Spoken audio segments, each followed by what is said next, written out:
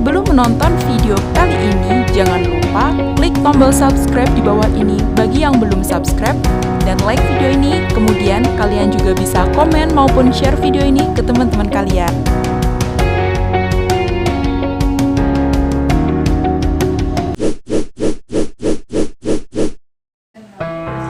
Assalamualaikum warahmatullahi wabarakatuh.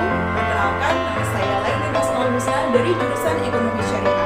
Dan di video kali ini mengenai tentang hasil praktik pengalaman lapangan di salah satu usaha milik pribadi yang berada di Desa Pasir Harjo, Kecamatan Talun, Kabupaten Blitar.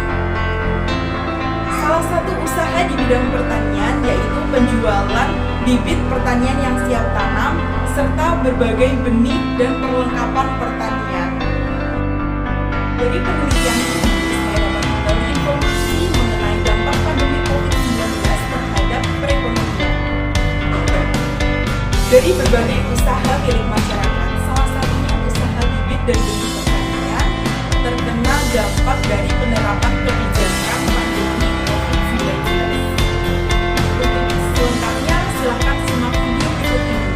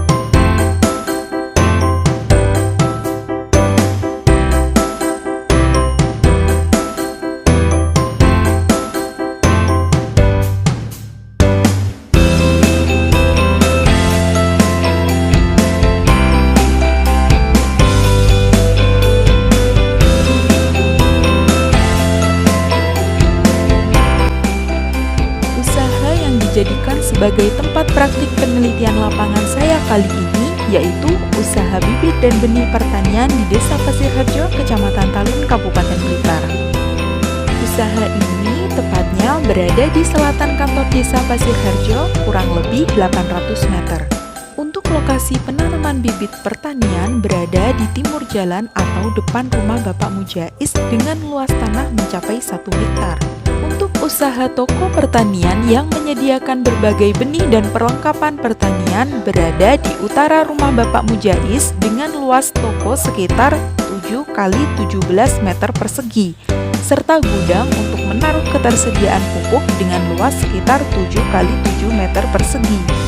Usaha ini mulai berdiri tahun 2000 dengan modal awal yang masih minim yaitu sekitar 2 juta.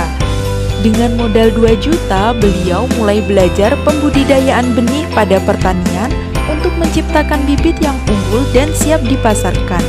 Beliau belajar dari pengalaman yang telah dimiliki, karena semenjak kecil beliau sudah dekat dengan pertanian. Usaha ini dapat menggerakkan perekonomian karena menginput banyak karyawan. Dengan ini, para ibu rumah tangga yang tidak berpenghasilan kini mendapatkan pekerjaan dan memiliki penghasilan. Untuk karyawan tetapnya berjumlah 10 orang, akan tetapi saat musim kemarau dan banyak pemesanan, maka dapat menginput banyak karyawan tambahan. Dengan hal ini akan memberikan potensi pada desa di sektor pertanian. Pada usaha ini, bibit pertanian yang dipasarkan ada berbagai macam jenis, seperti cabai, terong, tomat, gambas, serta berbagai macam sayuran sesuai pemesanan. Selain itu, Bapak Mujais juga menyediakan bibit pepaya yang unggul.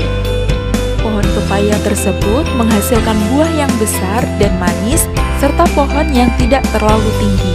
Bibit pepaya yang unggul dihasilkan dari perkawinan beberapa jenis pepaya lokal dan pepaya import. Berbagai inovasi dilakukan untuk menciptakan bibit pertanian yang unggul serta hasil panen yang memuaskan. Dan saat usaha pembibitan sudah mulai berjalan, maka dengan beriringan beliau membeli pupuk 1 ton untuk dipasarkan kembali. Dari sini, usaha yang dilakukan mulai berkembang sehingga mendapatkan modal untuk mendirikan toko pertanian. Toko pertanian Bapak Mujais didirikan pada tahun 2005. Toko tersebut bukan hanya menyediakan pupuk, tetapi juga aneka benih, alat pertanian, serta obat-obatan untuk pertanian. Toko tersebut juga terus berkembang dengan bertambahnya modal. Penjualan bibit pertanian yang awal mulanya hanya dilakukan di lingkungan desa Pasir Harjo saja, kini sudah meluas sehingga saat ini sudah bisa didistribusikan di wilayah Kabupaten Blitar, Kota Blitar, Malang, dan Tulungagung. Untuk pemesanan dalam jumlah banyak, Bapak Mujais akan mengantarkan bibit pertanian tersebut hingga keluar kota.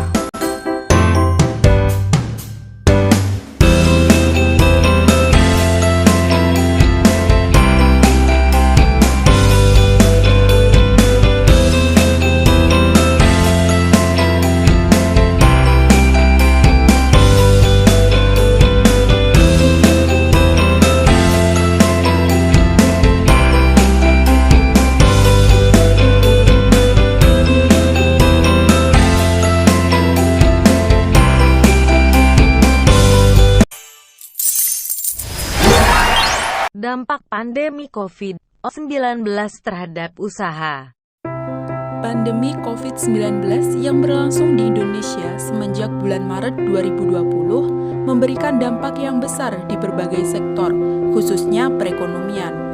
Mulai diberlakukannya PSBB atau pembatasan sosial berskala besar, hingga kegiatan new normal masih memberikan dampak terhadap beberapa usaha. Salah satunya usaha bibit dan benih pertanian.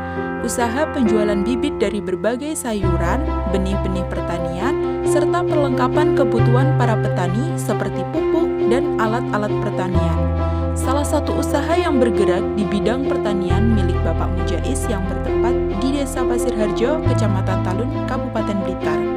Dampak pandemi yang dirasakan oleh usaha ini yaitu penurunan pendapatan dan bahkan mengalami kerugian yang besar. Hal ini dipicu oleh salah satu kebijakan pemerintah untuk menurunkan harga kebutuhan pokok dikarenakan pendapatan masyarakat yang menurun akibat pandemi. Harga kebutuhan pokok termasuk juga sayur-sayuran mengalami banyak penurunan sehingga membuat banyak petani yang mengalami kerugian. Penurunan harga sayuran juga membuat minat para petani untuk menanam sayuran menjadi menurun. Selama pandemi berlangsung, usaha mengalami penurunan pendapatan mencapai 50%, yang mana sebelum adanya pandemi COVID-19, pendapatan usaha mencapai sekitar 40 juta. Dan setelah adanya pandemi COVID-19, terjadi penurunan hingga sekitar 20 juta. Hal ini juga menyebabkan pengurangan penyerapan tenaga kerja untuk produksi bibit pertanian, sehingga akan memberikan dampak pada penurunan pendapatan masyarakat sekitar. Alternatif pemecahan masalah terhadap usaha yang terkena dampak dari pandemi COVID-19. Yang pertama, dengan meningkatkan usaha yang lebih minim terkena dampak dari pandemi, yaitu penjualan benih dan perlengkapan pertanian. Untuk mengurangi jumlah pendapatan yang menurun dalam usaha, maka perlu penekanan pada usaha lain yang dapat berjalan dengan baik. Salah satunya dengan lebih menekankan penjualan pada bibit sayuran yang memiliki harga tinggi seperti cabai. Selain itu, harga pupuk yang terbilang masih tinggi dapat menjadi sasaran untuk memperbaiki usaha. Dengan berkonsentrasi pada penjualan pupuk, diharapkan dapat menunjang penurunan pendapatan secara besar-besaran. Alternatif yang kedua dengan meningkatkan pemahaman terhadap kondisi pasar. Dalam hal ini, pemilik usaha juga harus memahami mengenai bauran pemasaran, yang mana merupakan kegiatan pemasaran yang terpadu dan saling menunjang satu sama lain. Yang ketiga, memperluas pangsa pasar dengan melakukan promosi. Karena keberhasilan usaha di bidang pemasaran didukung oleh keberhasilan memilih produk yang tepat, harga yang layak, saluran distribusi yang baik, serta promosi yang efektif. Dalam hal ini, untuk menjangkau konsumen lebih banyak, maka perlu dilakukan promosi. Dengan memanfaatkan teknologi, promosi dapat dilakukan dengan mudah dan luas, sehingga sasaran konsumen lebih banyak, karena produksi bibit akan menyesuaikan dengan banyaknya konsumen dan minat terhadap bibit pertanian tersebut. Yang terakhir, dengan menciptakan inovasi terhadap produk bibit pertanian. Hal ini dapat dilakukan dengan menambah pembibitan aneka macam sayuran maupun buah-buahan untuk menambah sasaran konsumen. Dokumentasi saat berada di lokasi PPL bersama pemilik usaha.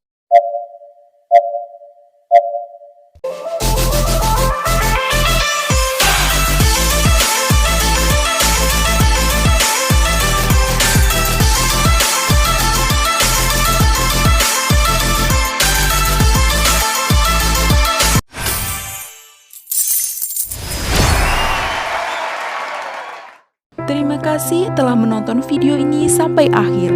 Semoga bermanfaat dan wassalamualaikum warahmatullahi wabarakatuh.